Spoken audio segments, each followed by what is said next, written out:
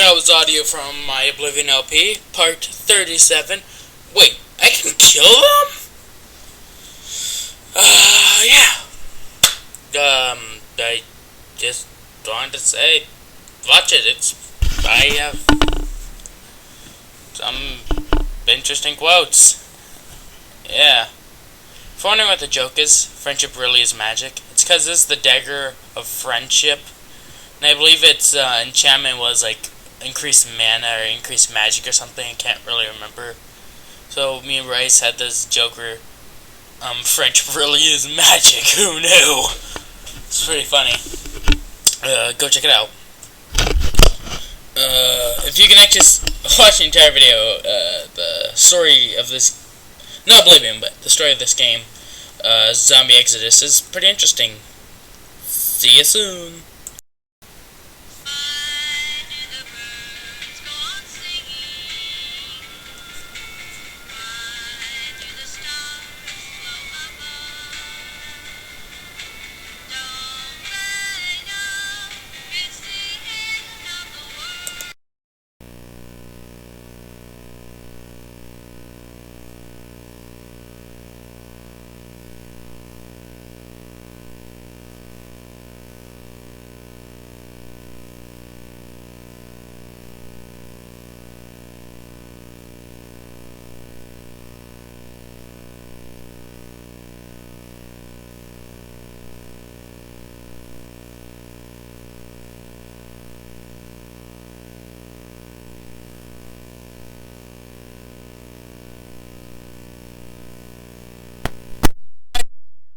Off.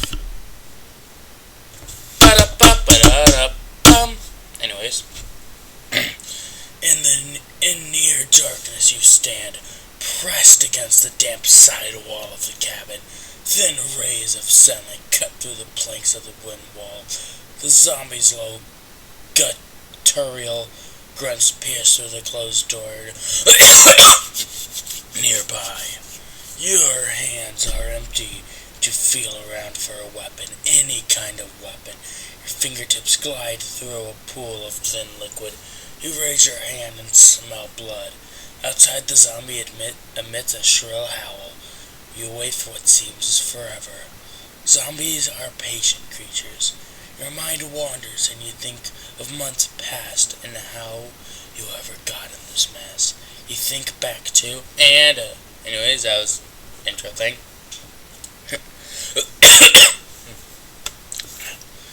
Obviously, we're gonna think back to the very beginning. But anyways, I have played part of this game before. I got to some point in part 3 on my iPad. I have the app, so yeah. So I've gone to somewhere in part 3. I don't know if this version is different than the iPad version.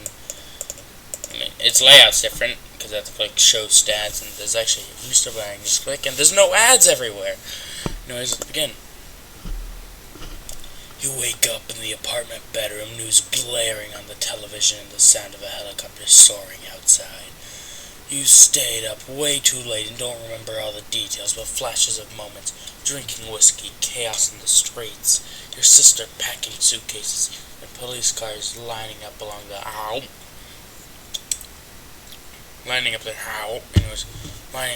major avenues like makeshift border crossings.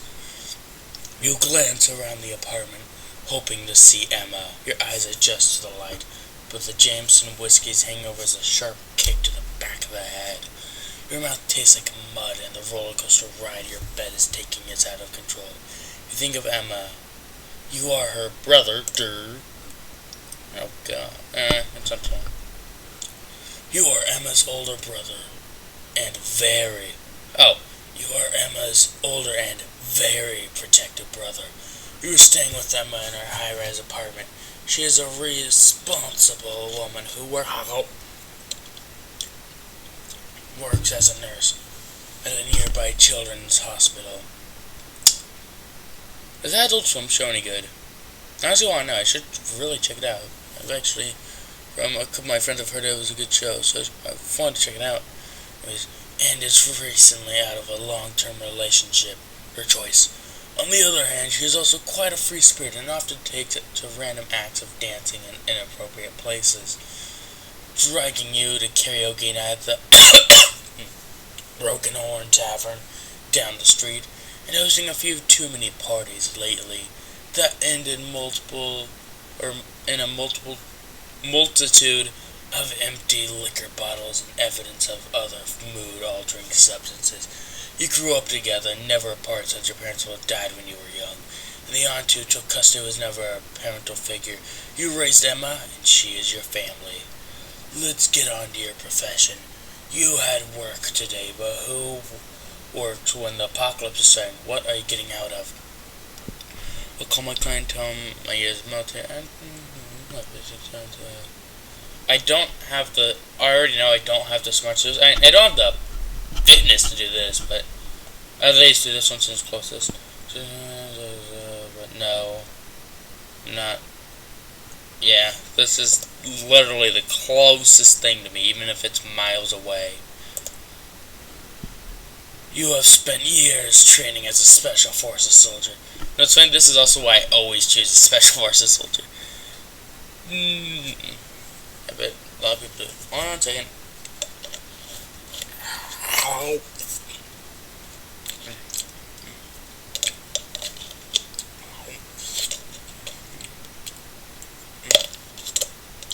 I love Dairy Queen. You have spent years training as a Special Forces soldier and left to start a private security firm. You have an impressive collection of clients and find satisfaction in taking tons of their money for things you used to get squat to do. You enjoy long walks on the desert beach, heavy metal guns, and planning weekend getaway for hostage rescues. You are adept at small arms, heavy weapons, demolitions, hand-to-hand combat, and surviving in places most people would turn from in a National Geographic photograph. You fell asleep again and dream of the past few months. In your time off, you had several activities keeping you occupied. What did you dream of? So I should do that.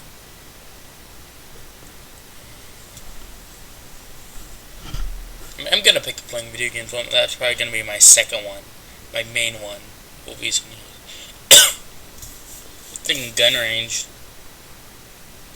Yeah, gun range. Guns have always been your passion. You carry your NRI, National Ranged Association, card with pride. You practice at a gun range with a variety of weapons, from automatic pistols to semi-automatic rifles. As you progressed, you gained the attention of Atticus, the owner, whom you have accompanied to a scheduled range to fire heavier machine guns. Help.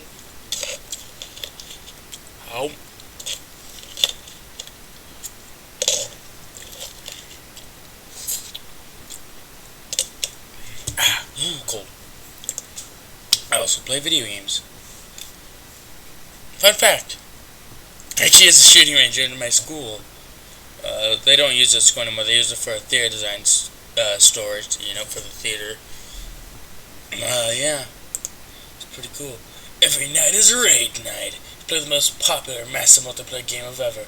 World of Living. Wow. They went there, didn't they? And equipped with multiple endgame characters and one of the most intense guilds in the game.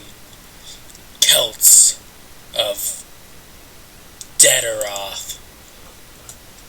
I didn't know what I was doing. I was making a joke because the guild I'm in with Xerax, my main, is Celts of Azeroth. Yeah. You awaken in the apartment. You must have dozed off at the computer. A ball of aspirin is on its side when the contents spilled. You happen to see a note on the desk with your name on it. The letter is addressed to Mark, John, William, Jacob, Alexander, Michael. I'm thinking Alexander. No.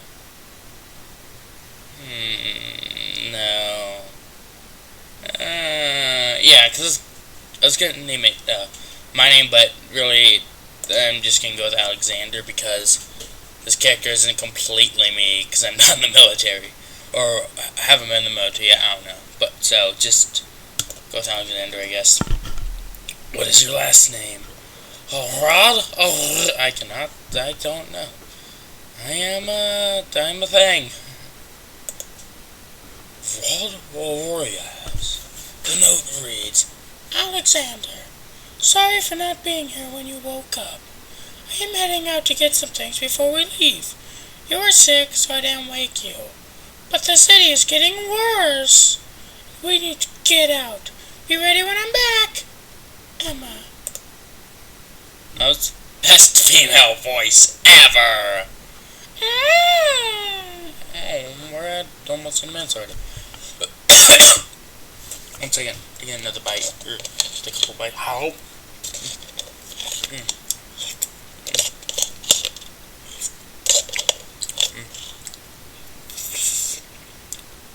Oh god, that also was freezing. Oh.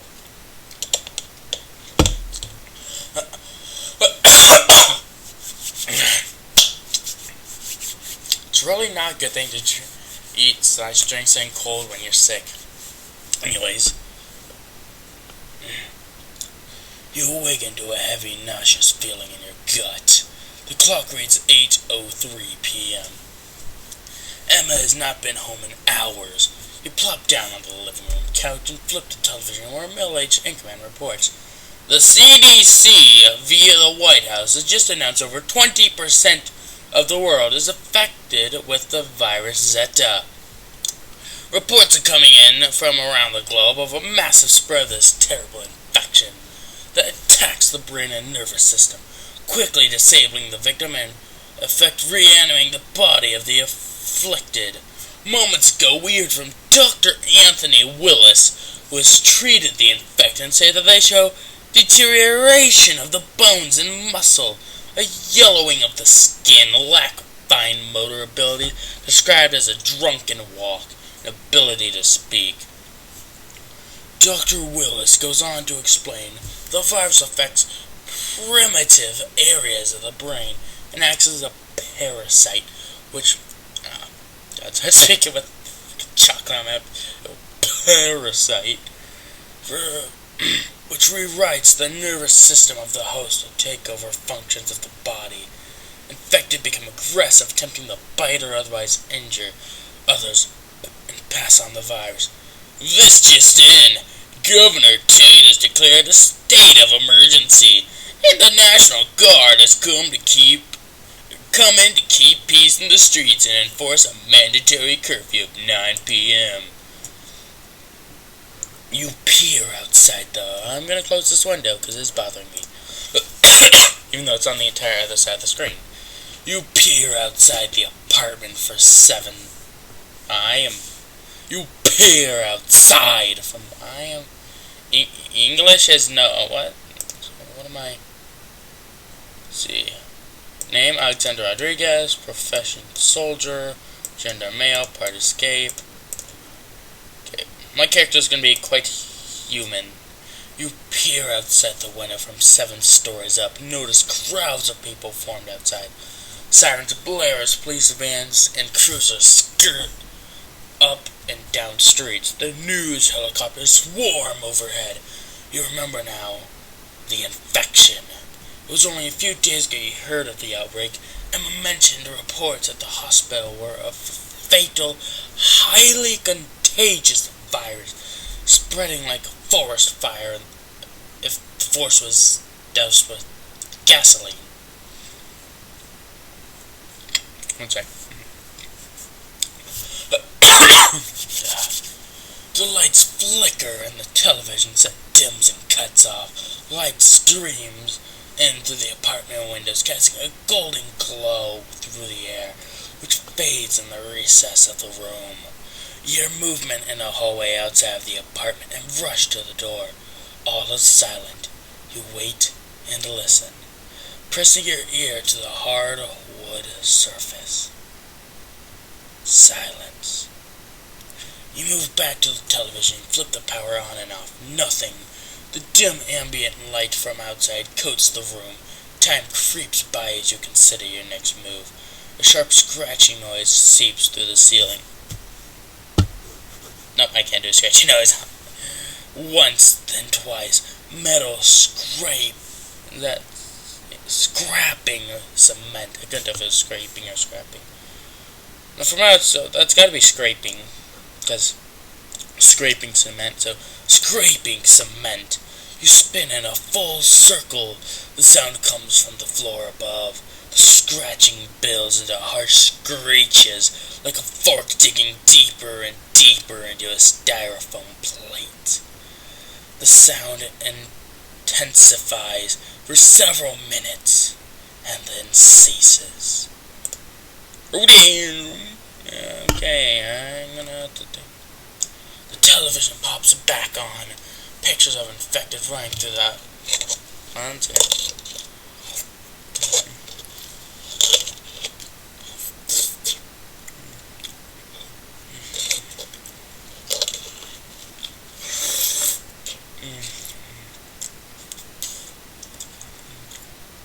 Oh, cold.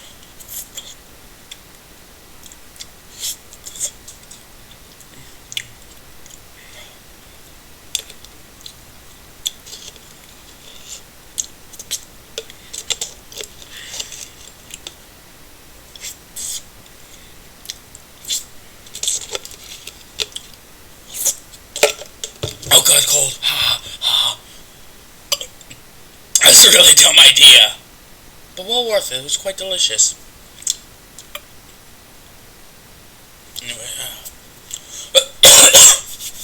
Anyways, the television pops back on. Pictures of infected running through the cities across the globe cover the screen. Police and military attempt to subdue the creatures now called zombies by the media. An announcer describes the one second. See, www.google.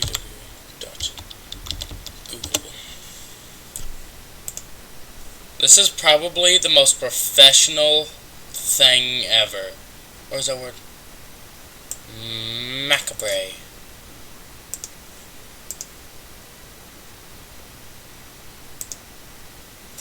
Google, open. How do you pronounce this word? Macabre? Macabre. Macabre.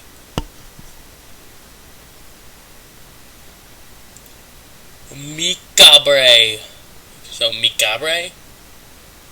That's obviously... how to pronounce macabre. Perfect. I need to know how to pronounce...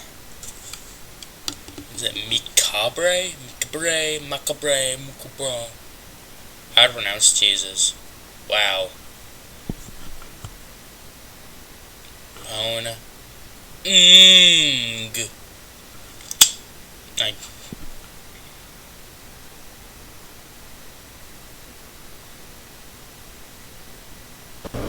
Macabre. Macabre. Macabre. Oh, macabre. Okay. An announcer describes the macabre truth. That infections are spreading rapidly and cautions viewers to stay inside at all costs. From overhead you hear a loud and crash of broken glass. An explosion of footsteps rings from the hallway, and several screams cut the air. I don't want to scream. You think of Emma out in the city. If zombies are running around rampant through the streets, uncontained by the police, what chance does she have? You need to reach her. There's no landline and your cell phone is missing. She could be on her way back. We have no way of reaching her from the apartment. Then again, there's nothing keeping you here. You change into jeans and t-shirt and grab a quick sandwich and glass of water. But I don't drink water. Anyways, after eating, you realize a few items may come in handy should you need to leave or your situation, the mode of comfort of the apartment changes. You decide it's best to take, first off, clothes, food, and water. Most important thing,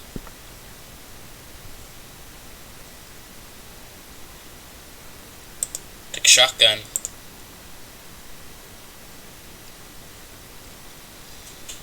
You can't beat the stopping power of a shotgun.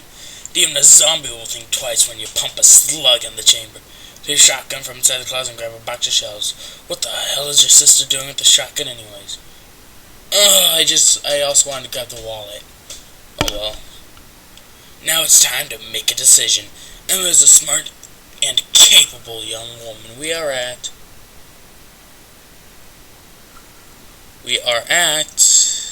almost 20 minutes, okay. Young woman, but it is your job to watch over her. You can head out and look for her phone, or just leave the building and find her in the city below. On the other hand, it might be best to learn more about the virus. And you could watch the news and search, screw the virus, I have a gun.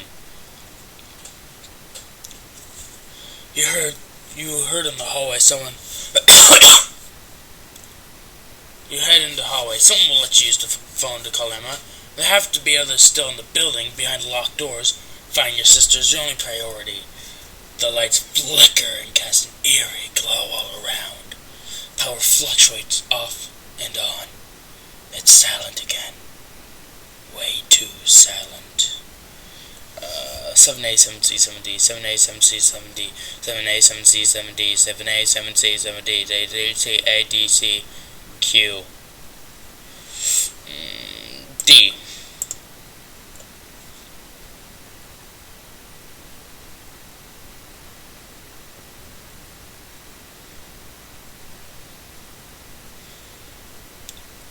Oh, this is the nerd guy. He was wearing these. As you step towards the apartment, sounds resonate through the door. A loud male voice, repeated by clicking noises. A constant electrical hum. You knock on the door. All goes silent. One second. You knock on the door. All goes silent. Moments pass. You listen and hear the rattling of locks. Oh wait, there's still a little bit left.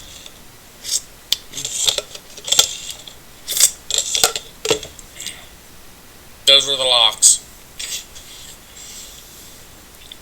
You hear rattling of locks and chains at the door, which springs open. A tall man in his early 20s answers the door wearing a tie-dyed t-shirt, faded blue jeans with dark brown sandals and a full bushy blonde beard. Enough said. A blue wool knit cap is pulled tightly over his head. He leans out of the door, looks left to right, and then he pulls you into the apartment. Get in here, you asshole! Inside is a geek's wonderland. How do you know what a geek's wonderland is? Unless you're a geek. One sec. Half a dozen laptops blinking and buzzing in a row. A large plasma television with 8 different news channels tiled on the screen. Wires and cables on the walls.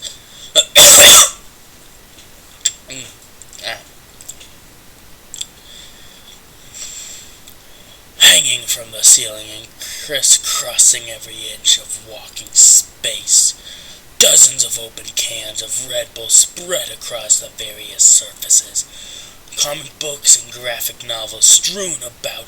Lord of the Rings memorabilia set in a shrine near the open kitchen. And dozens of movie posters covering sci-fi over the past 30 years. Hey, I'm Jason. Have a seat. He staged through a raspy, cigarette-soaked vial. I was actually surprisingly a little close. No, I wasn't. I was like, hey, hang your seat, you dumbass. I don't know what that voice was, wasn't it? And sits in a rolling chair positioned in front of the row of laptops. He taps away at a PC and yells at a screen. People are just rising from the dead all over the world. It's a global zombie chaos. This is undead Armageddon. Hey Jason, I'm Alexander. I really need a phone. Do you have one I could use for a quick call? Not sure what you're trying to prove asking me that. Jason says, shaking his head. I'm not trying to prove anything, I just need a phone. Jason, give me a phone before I this is the kind of thing I would say, honestly. Except I once said I'd actually just try and break his neck and steal his phone. Dude, like, got a phone. I just need to call my sister and make sure she's okay.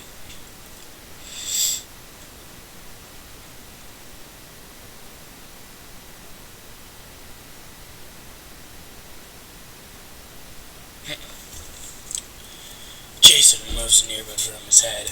No, sorry, I was talking to my buddy, Dieter, on VoIP. Trying to stay off this cell phone grid. I cannot do a single voice for that guy, that sounds good. No problem. Can I use, VoIP to call someone? Jason flicks switches and tapped on keys. Flip, flip, flip, flip. The laptops turn off, as do the monitors and televisions, and the lights dim. Jason moves to a side wall with what looks like the most elaborate fuse box in North America, and pushes wires and fuse caps around. You see, this epidemic is underreported. Most of Europe is already zombie-faced. And there are millions of Asian zombies running around. These things ain't like the movies. They're even more ferocious. You gotta destroy their heads or they just get back up more pissed than ever. A long shrieking noise echoes through the apartment. You and Jason freeze. The sound was not natural, not human, and not animal. You close your eyes to focus on listening, but only hear the of the computers at your own rapid. Now you knows, why must you be clogged? There you go. And your own rapid breathing. Jason runs to the door and presses his ear against it. His mouth opens wide in a gasp. Oh, but no sound emanates. Never mind. He rushes towards you, grabs your shoulders, and begins pushing you out the door. Sorry, you gotta go. Yeah. Before you have a chance to reply, Jason leads through the door and closes it. You're standing in the hallway, alone once more. Oh no, which apartment should I go to next? Decide in the comments, or message me, or something. I don't know, just do something! I'm just gonna pick myself. Wait, how far? Screw it, I'll just pick myself, never mind. And just tell me what's in the other room. Oh, I know, Miss Connor. I believe I can get humanity by coming to this guy. Because this is the priest. Yeah, now I remember. So never mind.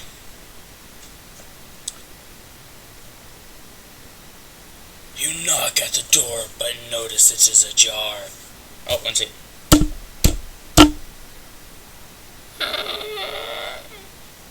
No light escapes the small opening. Static from television or radio permeates the air. This is Arthur Connor's apartment, an antique dealer who usually keeps his shop open late in the evening. Your sister mentioned him a few times, mostly tell you to avoid him at all costs. Arthur is quite old, probably late 80s, and on the one occasion you did meet him, about as friendly as a starving hyena. He won't take too kindly to you being in his apartment without permission. I enter anyways, 'cause I believe he's dead, and if I enter, you can get some humanity. What's my humanity up? Still 50. You ease the door open and step aside.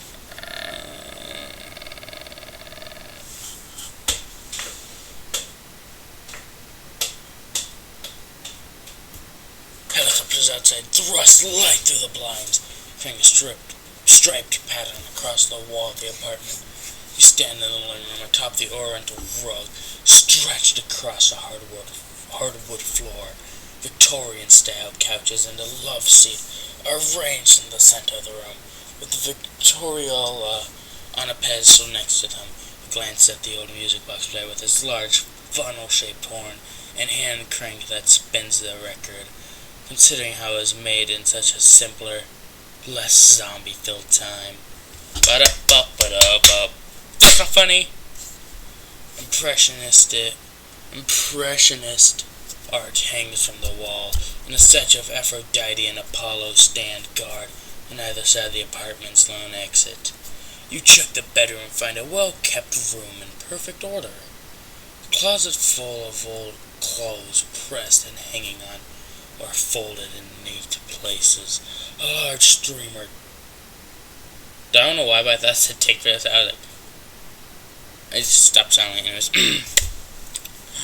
A large steamer trunk with photos turned gray and brown from aging. A scrapbook and a box with a top hat. Frontier! A large oak dresser stretches across the northern wall. He hit pay dirt as the bottom dresser has a Smith & Wesson Model 10 in the case with a box of .38 caliber ammo.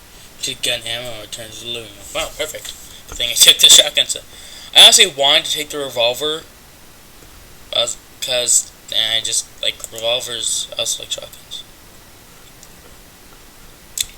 Leaving the money just because of humanity. No. So I'm gonna take the money. You perform a more thorough search of the living room. Find no phone. You step into the kitchen, spot a radio on a counter next to a coffee maker. Static fills the area. So you turn off the radio. Blick. The white noise dies out. And it is replaced by the sound of scraping. Wait. I can't do scraping. No, can't do scraping. Similar to that what you heard in your apartment. You spin around, look up, and put your hands on the revolver, readying yourself for whatever's making the noise. Fast from one end of the room to another, crossing the walls, behind overhead cabinets. You search through each one, anxiously waiting for something to leap out. You find nothing but soup cans, old dry pasta, and glass jars of herbs. The last cupboard you find a can of coffee and a roll of money inside. Scraping intensifies in the corner of the room as you consider the money roll.